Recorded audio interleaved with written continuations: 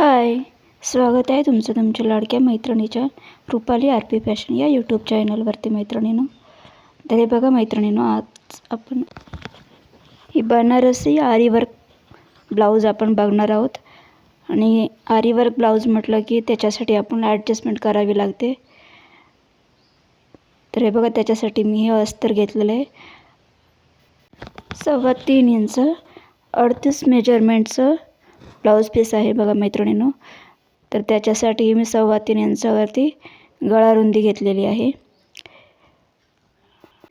मी गळा रुंदी कशी टाकत असते मैत्रिणींनो, ते मी तुम्हाला आधीच्या व्हिडिओत सांगितलेलं आहे. त्यामुळे त्या पद्धतीने जर तुम्ही गळा रुंदी टाकत असाल तर गळा हा परफेक्टच बसणार आहे. तर हे बघा, गळा उंची आहे 10 इंच. मी 10.5 इंचावरती घेतली आहे. परंतु इथं जरी 10.5 घेतलं असलं तरी परंतु मी हे बघा, या डिझाईनवरती आपल्याला जे काही असेल त्याच्यानुसारच घ्यावी लागणार आहे. तर त्याच्यासाठी मी बघा, वरच्या साईडला मी जास्त सोडलेला आहे, आणि कारण गळा उंची जास्त यायला पाहिजे म्हणून.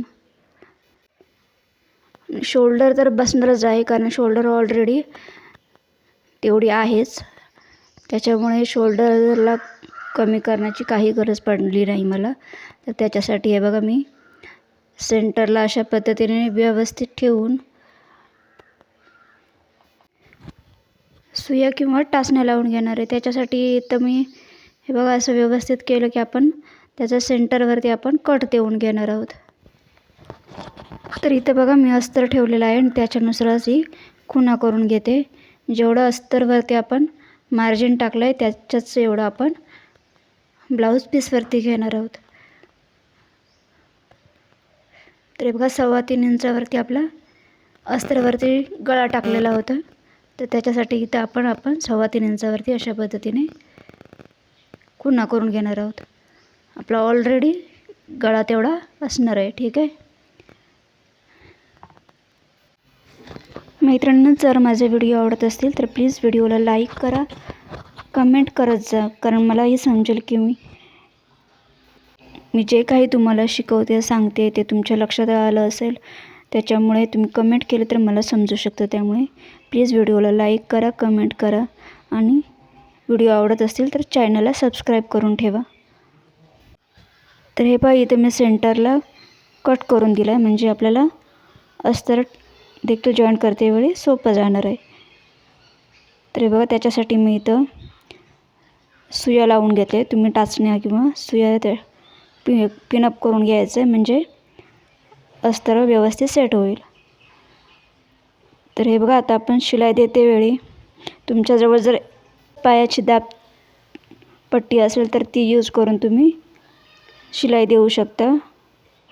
तर माझ्याजवळ इथं डबल पायाची दाब पट्टी आहे. त्याच्यासाठी हे बघा, मी अशा पद्धतीने स्टिच करून घेत आहे. स्टिच करते वेळी एकदम हळूहळू द्यायची टीप, कारण त्या स्टोनवरती सुई आपटणार नाही याची काळजी घेत आपण स्टिच करायचं आहे. तर हे बघा, अशा पद्धतीने मी व्यवस्थित एकदम कडेबरोबर शिलाई देऊन घेतलेली आहे बघा. सुई त्या स्टोनवरती आपटणार नाही याची काळजी घेत आपण हळूहळू स्टिच करायचं आहे. जसा ब्लाऊजचा शेप आहे त्या पद्धतीने मी शिलाई देत आलेली आहे बघा. त्याच्यानंतर आपण इथं अर्धा इंच किंवा पाव इंच अशा पद्धतीने आपण कट करून घेणार आहोत.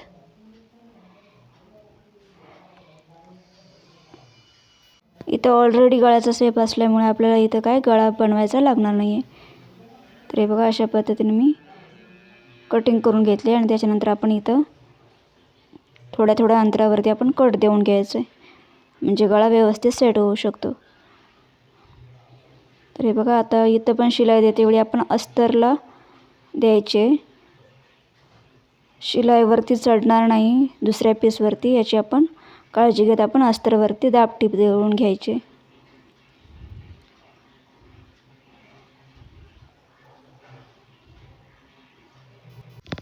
इथं एकाच पायाची दाब टीप असेल तर तुम्ही ती देऊन दाबपट्टी असेल तर त्याच्यावर तुम्ही शिलाई देऊ शकता. इथं माझ्याजवळ डबल पायाची दाबपट्टी आहे, तरी पण हे बघा मी खूप काळजी घेत अशा पद्धतीने मी हळूवार स्टिच करून घेते.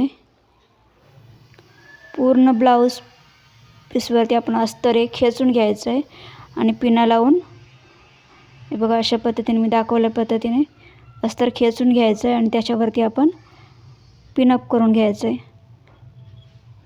आणि साईडने आपल्याला शिलाई देऊन घ्यायची. तर हे बघा अशा पद्धतीने पूर्ण पिनअप करून घेतले. खेचून अस्तर घ्यायचं आहे व्यवस्थित बसणार असं. त्याच्यानंतर इथं आपण पूर्ण कवर ब्लाऊज करणार आहोत शिलाई देऊन.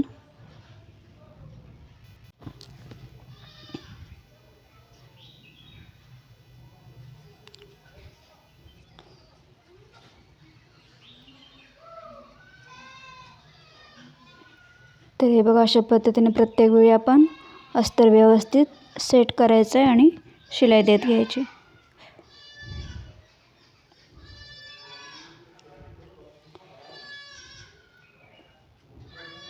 आणि या साईडला वरच्या साईडला बघा तिथं स्टोन नाही आहे, तिथं आपण दाबटीप देऊन घेतलेली आहे म्हणजे व्यवस्थित ब्लाऊज बसणार आहे. ठीक आहे, अशा पद्धतीने. आता इथं आपण कमरेचा चौथा भाग अधिक 1 इंच घेणार आहोत. कमरेचा चौथा भाग तर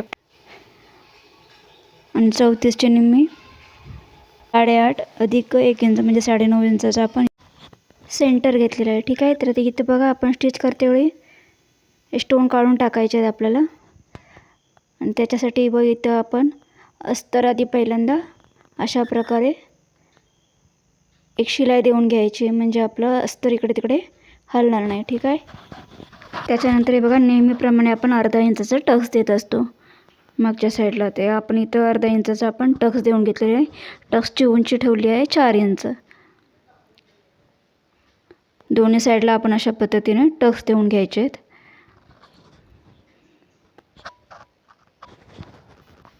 मित्रांनो, तुम्हाला हा व्हिडिओ कसा वाटला ते प्लीज कमेंट करून सांगत जा.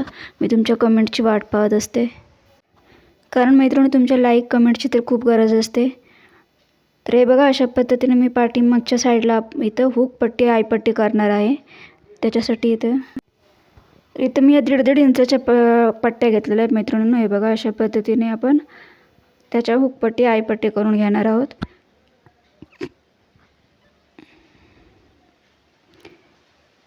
ज्या पद्धतीने आपण फ्रंट साईडला हुकपट्टी आयपट्टी करतो त्या पद्धतीने आपण इथं देखील करून घेणार आहोत.